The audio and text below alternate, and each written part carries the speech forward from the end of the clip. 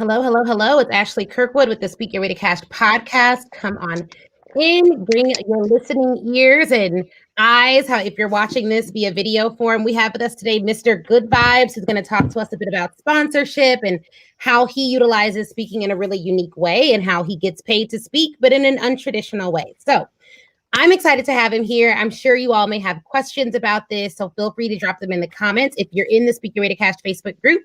But let's just get started. So, Mr. Good Vibes, welcome. Thank you for having me, Ashley. I'm really excited to be here.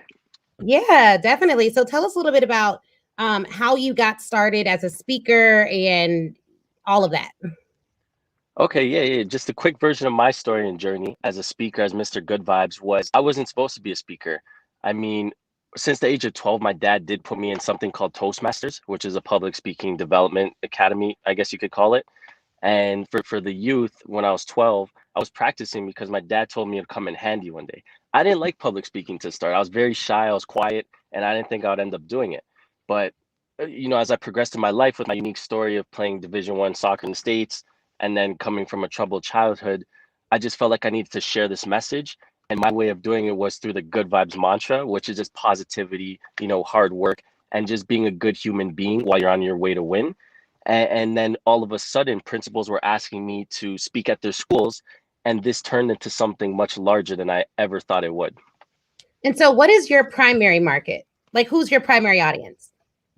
Primary audience is definitely middle schoolers right now. It used to be high schoolers, and then I noticed the middle schoolers, the tweens, I'll call them. It's just such a fun market to work with while I'm still relevant and young to them. Yeah, makes sense. And how old are you now? I'm 22 right now. Okay, awesome, awesome, awesome. And so when I think it takes a ton of energy to speak to middle schoolers. Traditionally, I don't speak under college. And now we kind of focus a lot on corporate, but I could totally see your vibe being great for that audience. There's a myth out there, and I think that you would think it's a myth too, that you can't really get paid well in that market. They don't really have large budgets. There's not a way to get it paid for. What are your thoughts on that, and how have you been able to kind of navigate that? Okay, it's not a myth at all. I think it's completely true. If we're really looking at it objectively, because public speakers could get, 50K for one speech if you're at the top level. And Right. when we're talking about middle schools and high schools, you're lucky if you get $1,000 for the show. And, that's not really scalable if you're trying to make a huge amount of money. And of course, the impact is great, which is why I still do it, because I have to find a way. Yes, this is fun for me, but at the end of the day, we all have to make money. And I said, okay, there's two ways to look at this. One, I could be like every other youth speaker in the game, and I could just do these shows, and yeah, I might make 100K or 80K or whatever it turns out to be. Great, that's awesome money, and I'm making a huge impact. We'll see what happens with it. But I said, wait a minute, my shelf life with this audience, I won't be as cool as I am now when I'm 35, right? It's just the truth, and I'm aware of that.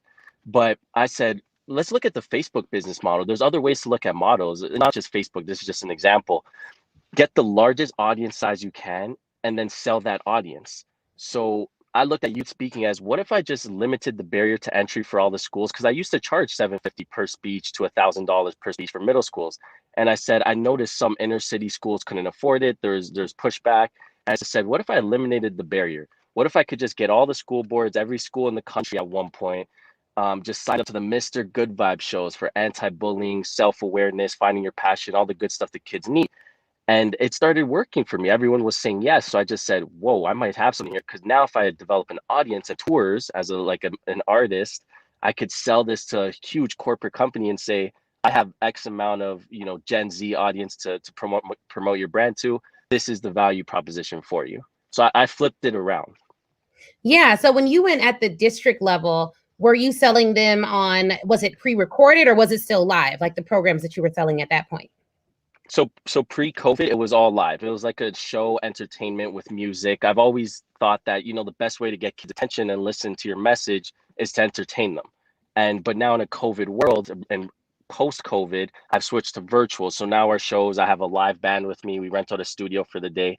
And it's just really engaging and fun with people's faces on screens and a combination of YouTube Live. Like we've switched the approach a bit, but before it used to be just physically in person. That's dope. And when you're renting the studio with the band, I know a lot of speakers are thinking like, "Oh my God, I cannot do that on a $1,000 budget." So I'm sure that they're paying a premium for that, or is that a part of like your value proposition when you're selling it to them? So now, to be upfront with you, I don't charge schools anything. I've stuck with that model, and currently I'm sponsored by Dave and Buster's and Burger King. Those are my two main corporate sponsors that I'm working with right now. Um, Not allowed to say too much in terms of what the coming years are going to bring, because 2020 is coming to an end with my contract, and I have to make some decisions. Mm-hmm. Um, but at this point, schools have free access. It's all virtual. I can amass 10,000 kids at minimum for one show. So this is a huge opportunity for brands I pitch it to, and they see that as well. Yeah. And so you developed the audience connection first, and then you took that audience connection to these corporations and you said, "Hey, I have this set audience. Why don't you all sponsor these speeches?" Yes, and it works Or the because, program, and rather. yeah, program, we'll call it, yeah, because I can't even call them speeches anymore. It's Right. just like there's a lot going on in these shows, is what I call them. Like, for example, I don't even study. I used to study speakers and how they deliver their talks, but now I study music artists. Like, I study Michael Jackson, how he engages the crowd. I study, all the top rappers, because I need to see what's working with this young audience, and then I siphon it. I think that's super dope. And I hope that people listening, I'm sure they're like, "Oh my gosh, this is unlike any other speaker you've had on the show." The guy we had on yesterday started speaking in 1995, if not before. And so his Wow. approach is very different. He's amassed, I don't know, multi-million dollars in speeches. But I love that. I love the diversity of the people that we bring on this show. So you're 22, cool. You got your shades on. For those of you who are listening, can't see. Very fly dude, got the blonde hair coming out the beanie. I could would love would love You're all. too kind. Yeah, no, this is super dope. And then I love what you said, and I don't want people to miss this, that you said that you study musicians and you take your cues from them. And I really, really, really like that, because one of the things that I used to do, or that I still do, is I study comics. So I look at how many jokes they tell per minute. I like how they engage with the crowd. I like the pauses, because I do think that a lot of speakers, I just never wanted to be a boring speaker. Like, that was my biggest thing. Like, oh my God, I cannot bore crowds. So whatever it takes, like, if you're a good comic, you're never boring your crowd. If you're a great Of musician, course. you're never boring your crowd. So I like that you took that approach. I love that. So how do you even get started? So someone's listening and they're like, "Oh, that'd be dope. I'd love to just walk into McDonald's and get a sponsor." Who would I even ask? And what did you need to have before you even approach them? So this is a lot of work, and this is where it goes into having the talent and expertise, right? It's not like you're just going to wake up one day and just know how to talk to a CMO or a marketing executive. Before I was a speaker, what I didn't get into was, for the last 3-4 years, while I was pursuing my education in the States and playing soccer, I built a side hustle, which was a social media marketing company, which we help brands target Generation Z and millennials at the time. And now we switched it to Generation Z and Gen Alpha, which is the middle schooler age bracket. But anyways, so during this time, I was working on projects that involved me in the marketing space. So I understood metrics and how to, talk to people on the other end to show them the return on investment they would get for a specific marketing channel. So the way I view my public speaking and how I pitch it is, hey, don't give me sponsorship money as charity.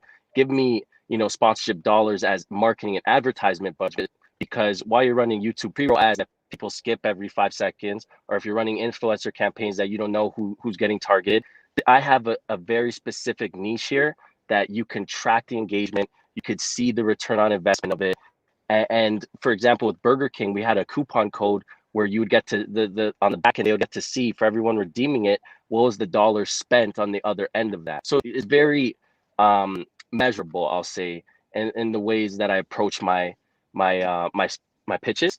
And for anybody getting started, it's what I teach my students in my Mr. Good Vibe Speaking Academy. It comes down to a 3-step process. The first step is branding yourself and positioning. So who are you as a brand? Who are you as a speaker? What makes you stand out? What do you talk about? All that stuff. And the second step would be building relationships with who you're trying to, outreach to. Let's say you're trying to reach Puma.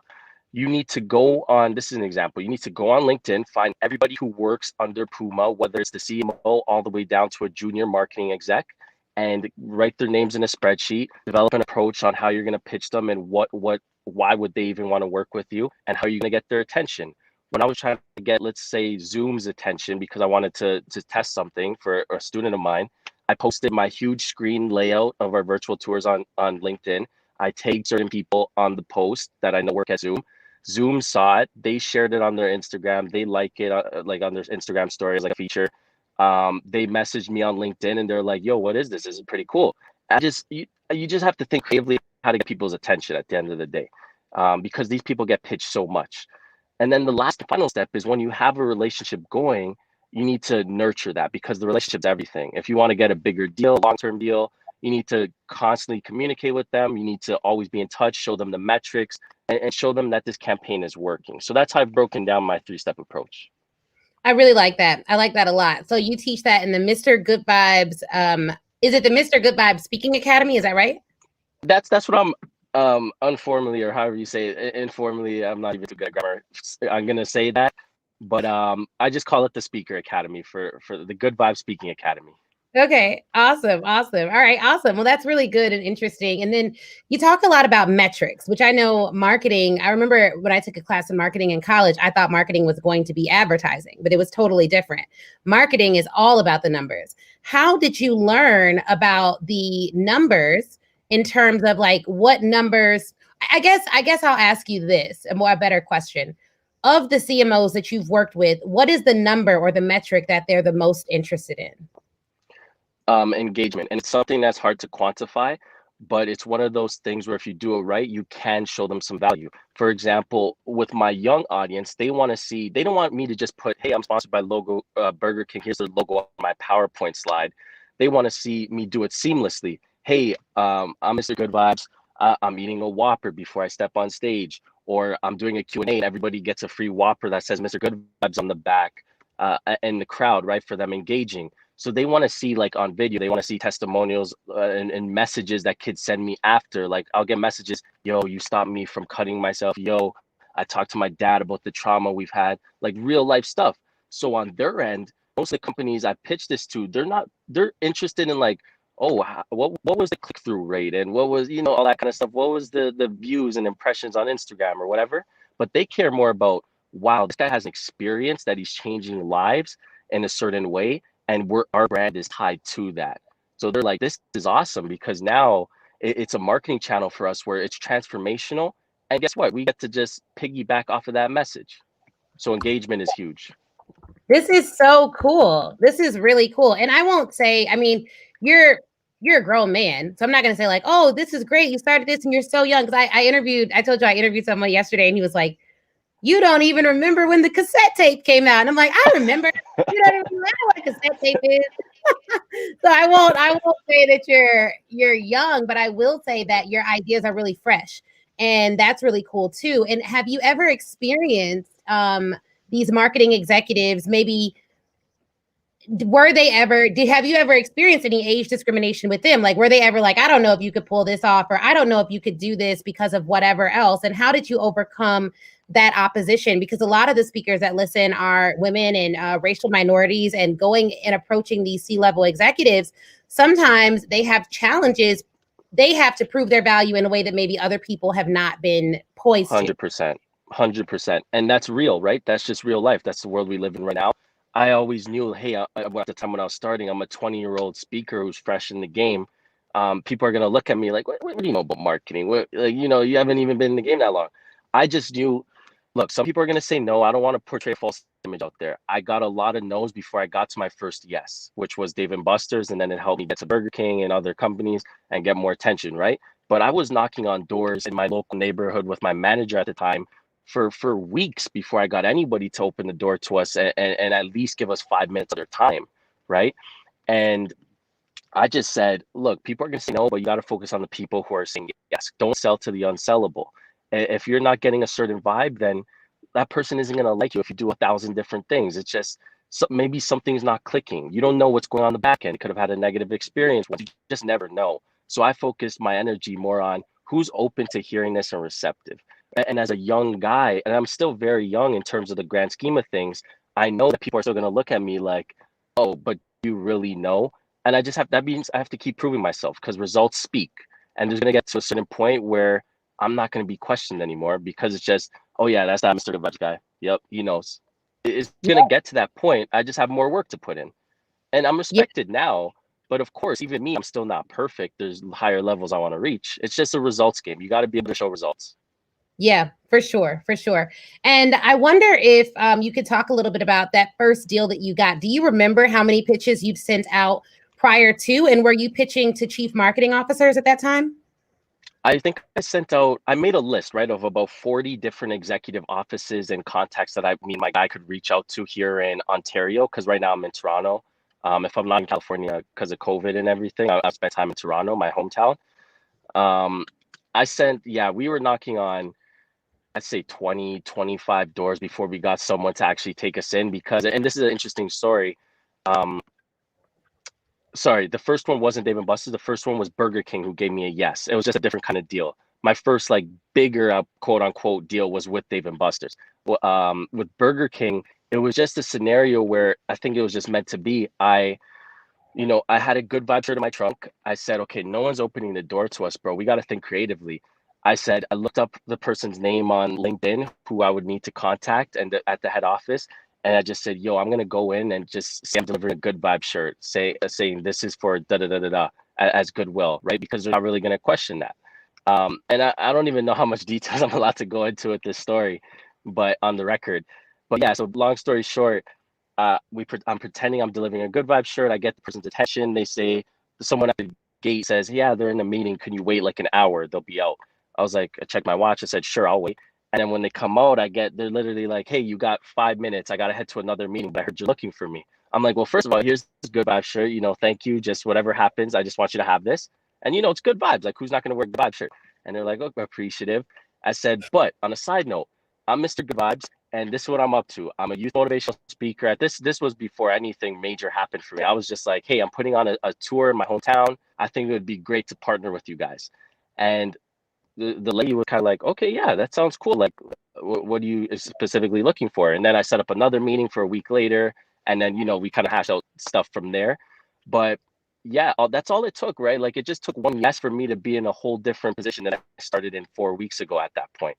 And I And was pitching to. Mhm. oh, go ahead, go ahead. I was so to answer your second part of the question, I wasn't pitching to CMOs at the time.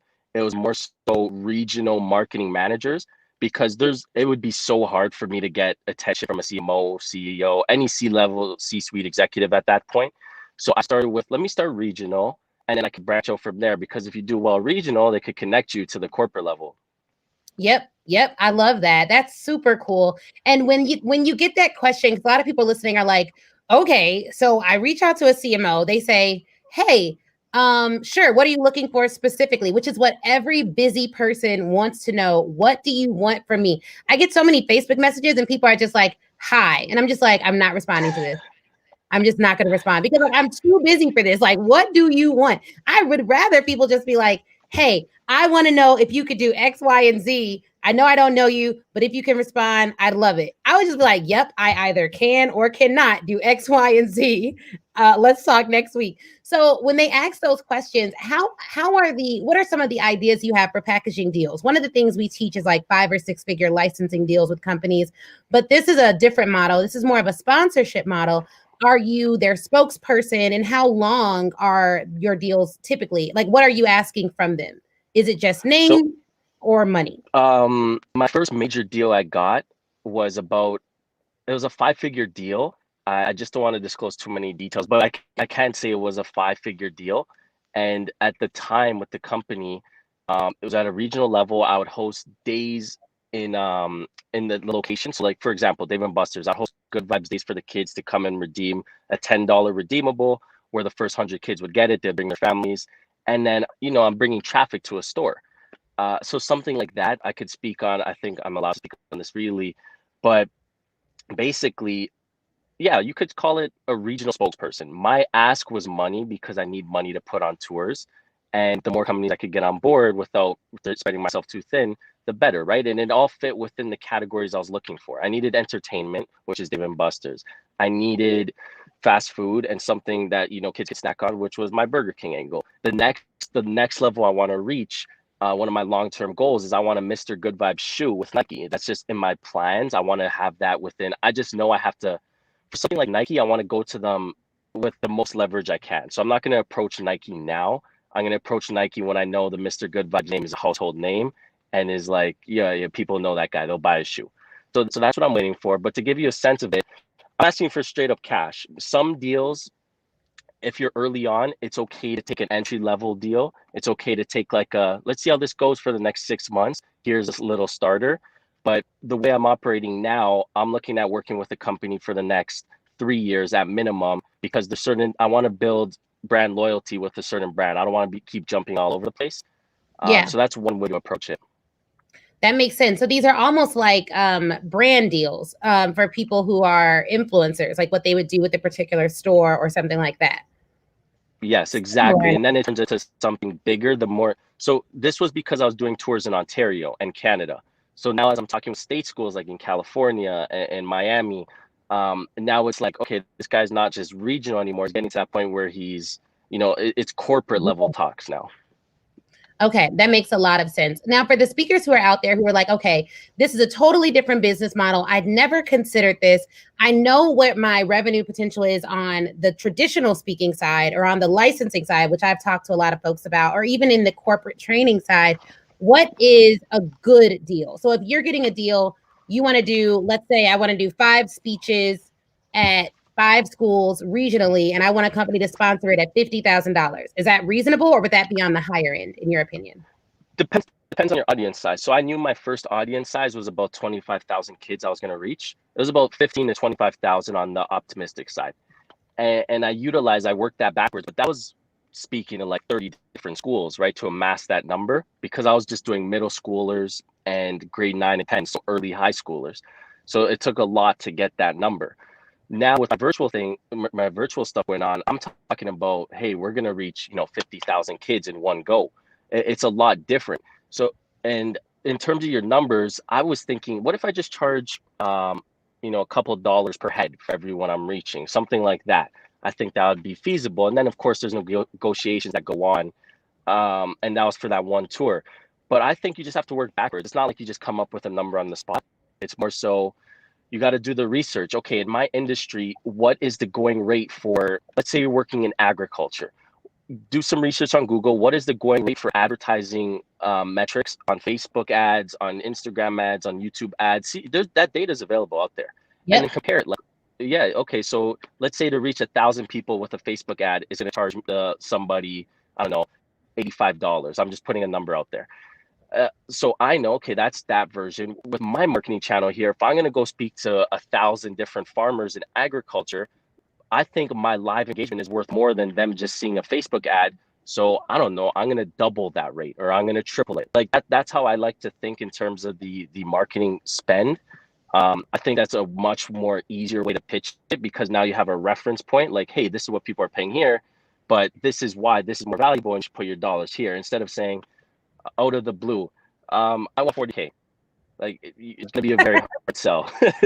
That makes perfect sense. And I think that for those who are listening, and my brain is just thinking about this creatively, you have the marketing angle, but then also there is a whole nother, I always parse things out in terms of flat fees. So you have the marketing angle, but then you also have that brand ambassador, brand loyalty angle. People pay spokespeople who don't get them any metrics based on their individual brand. And so I love that there's all these different ways that people can think about how to package these offers. And I like what you said about justifying it based on ad spend and industry standards. Those are really good things to think about. Can I add something? I think just on that topic before we move on, one thing I left out, and somebody might be thinking it, is, okay, what if I don't have a big following yet on social media? So for me, my first deal came when I had 3,000 followers. That's literally nothing. And nothing in the grand scheme of things. I don't want to discourage anybody, but even now, I don't have like 1 million or anything like that. I'm steadily growing, but I know I'm not a huge celebrity yet, A-list celebrity, if you'll call it. But I pitched it. I said, okay, if I don't have that, I got to work with what I got. I don't have a huge social media following, so let me pitch the opposite. I got a live audience following that people are going to be paying attention to me for the next hour, and they're going to be captivated. I could sell that because that's attention. And at the end of the day, in the marketing world, attention is the game. So don't feel discouraged if you don't have a huge social media following. There's still ways around it. Yeah, that was a really, really, really good point. And also, I think that, what are your thoughts on branding? Because you have a very consistent brand. You show up the same online, offline, here. It's very consistent. People know what to expect. Are you showing up to pitch the same way? Yes, my branding is literally. I had a conversation with my buddy the other day. We were going to the mall, and we're just, we're young guys. We're just having fun. Like, yo, let's just go see who we can talk to. You know what I'm getting at. And he was just like, yo, do you come dressed up the same everywhere? Like, are you always just in this rock star? Because I've branded myself as a rock star. Even now, I have my drumsticks with me. I carry them around in my back pocket because I've been picking up drumming and guitaring. So for me, branding is everything. It goes back to my first point about branding and positioning. If you're inconsistent, let's say a fan of mine, because I get stopped at local malls now and kids ask for pictures. If I go and I go just bummed out and not looking the same and just not the same energy, they're gonna be like, wait a minute, no, that can't be him. That's not the same guy that spoke at our school, and that's not the same guy I look up to. So for me, once I leave the crib, it's cameras on. Like, I think like I'm a Hollywood superstar because I have to have that mindset for when I get there, because I will get there and I've made it my goal. I want to be that level. Yep. And so even with pitches, they need to feel the same energy, or business meetings or anything. It's why I showed up to this thing in shades, right? It might be seen as like arrogant at first, but then as you get into it, you see why. It's just, you need to be consistent, because you don't want people to think it's a front, or you're just putting Right. on some kind of act, right? So with pitches, I come with the same energy. I don't speak big lingo except for marketing talk, and I'm just me. I'm just Mr. Good Vibes. No, that's pretty dope. That's pretty dope. I mean, I'm with it. I'm with it. That's cool. And so I think for a lot of speakers, and talk a little bit about you being Mr. Good Vibes, because there are some speakers that just use their name. They use their government name. How do you think that has helped you move along, having a, I don't know if it would be called a, like, almost like a stage name before a speaker? Yeah, persona. Yeah, yeah, A yeah. Like, persona. for Yeah, yeah, me, yeah. So how has that the really helped? it's I think it's literally, we just filed for a couple months ago. We have the trademark pending for Mr. Good Vibes, Good. because it was getting serious, right? You need to start trademarking stuff as the more bigger Yep. you get, and that's your intellectual property. For me, it's everything. If I went, I don't even know if I want to give up my real name right now. But Yeah. if I went by my real name, just wouldn't have the same appeal. Like, if I'll give a random name. Hey guys, I'm Scott Doe. Like, it would be like, okay, cool, cool, cool. But when you hear, yo, what's up? I'm Mr. Good Vibes. They're like, okay, what's that guy have to say? Like, I want to hear. I want to hear. Like, who is this? It's a character. It's a superhero to these kids. It's something bigger than life. And when you're talking about getting attention, because once you get people's attention, you could sell them, you could pitch them whatever you want. That's it. You just Right. have to get their attention, right? Think about anything you're marketing or any products you have. If you had the attention of 10 million people, you could pitch your products, right? Yeah. It's why you do podcasting. It's why you do content. You need people's attention. And it's the same with me. I need people to instantly wonder who I am, so I can get my message of good vibes to them. Yeah, absolutely. I love it. I think it's dope. I mean, it definitely does cause intrigue. If you're like, oh, what's going on here? What is this? What's Yeah, happening? What is his real name? I don't know. Let me listen in. literally. So yeah, like that's really cool. So I do think that that works. What is the biggest hurdle that people have in getting into this line of work, thinking about speaking in this way? What have you seen as the biggest hurdle in the people that you coach? I've seen, I'll give you two answers for this one. So with the people I coach trying to get sponsorships, they're always scared of the no. And I think it's why they sign up with me, because they need the constant week to week. Come on, man, let's go. Like, don't worry who says no. Like, remember, I started with no's. They need that, that extra push. And that's okay. Everybody needs their push. I used to get my push from my parents when I was, around them a little bit more. But, and it came usually from my dad, who was a straight hustler. Like, he instilled a lot of good values in me. But when it comes down to it, I tell my students all the time, like, and it's being redundant at this point. You're gonna get the no's, just keep going. Da, da, da, da. Like, that's the biggest thing. People fear no and rejection so much. I get it though. Like, with girls, I used to be scared just to ask out my crush, right? So I get the fear, and it's the same with business. I don't know. I've never had that fear. I've always just been, I got to get to the bag. I got to get to the money. I don't care who says no. I need to make this happen. That's just my spirit. That's how I grew up. But Yeah. I can understand other people's fears. with speaking in general, something that I've seen, because I like talking to other speakers and seeing where the industry's at, because I want to be known as the innovator and pioneer in certain aspects of the speaking game. And it's why I like to do a lot of these types of things. I've noticed speakers wait a really long time to get into the game. So when I was first starting as a 20-year-old, people are like, oh, but do you really have anything useful to talk about? Do you have a story? Are you a millionaire yet? And all those kind of things. And I think there's a stigma in speaking where you have to wait till you're at the peak of your life before you can ever share a message. And that's not necessarily true. Like, I'm 22, I barely lived life yet in terms of adult years, but I do have a lot of experience and a unique story. But I've seen a 20-year-old speaker who has some game here in Toronto. I talked to him. I have this mutual respect. I've seen, young, there's this guy, I think Caleb Maddox in the States. He's like 16 years old. He's ripping it in public speaking.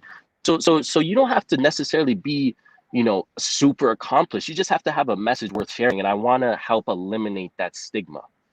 Yeah, no, definitely. And I also like what you said about, like, I was not scared to pitch corporate because I just had to get to the bag. I had to do what I had to do. And I think for a lot of people, failure is still an option for them. And that is what prevents you from going after your goals, in my opinion, because I meet a lot of people who are like, oh, but I don't have this and I don't have that. And if I don't have this and I can't do that. And I'm like, your problem is failure is still an option for you. You still feel like if you get that no, that could be it, because you still make failure an option. Failure is not an option for me. Neither is being poor. It's just not an option. Like, it's not an option. If I have a bad month, I will keep working until I have a good month. None of that is an option. Like, it's just not. And because it's not an option, I know that those no's and everything else that comes is just temporary. Like, it is only a matter of time. And my dad told me something when I was younger. If someone gives you the no, they're just not the right person to give you the yes. Your job is to find the person that will give you the yes, but not be discouraged by the person who gives you the no. So having that growing up made me a very defiant child, because I would negotiate my grades with teachers. I'm like, no, this is not right. You just aren't. I need to talk to the principal. Like, who is your manager, ma'am? Because you just aren't the right person. And having that tenacity really will serve you well, because I probably have been told no thousands of times by people when I've been pitching them for different things, and even by clients. We have a Speaker Ready to Cash Academy, and I coach clients, and I'm a lawyer, so I do trademarks and copyrights and all that stuff. And so, like, people are going to always say no or undervalue what you do at some point, but it doesn't matter. And if you price right, you only need 5 yeses or 10 yeses to hit the numbers you want to hit anyways. So exactly. I don't care if I get hundreds of no's. Those 10 yeses will get me to my first or second 7 figures. So it doesn't matter. Like, Who cares? That's not even my business if people say no. I'm like, well, I'm trying to give you an opportunity. Like, I'm helping you out. Right. No, for real. No, that's dope. I really like this. This has been an awesome conversation. So where can people continue to follow you on social media and also learn more about you and your services and things that you have to offer? On Instagram, that's my most active platform. It's Mr. Good Vibes, just spelled out. It's MR Good Vibes.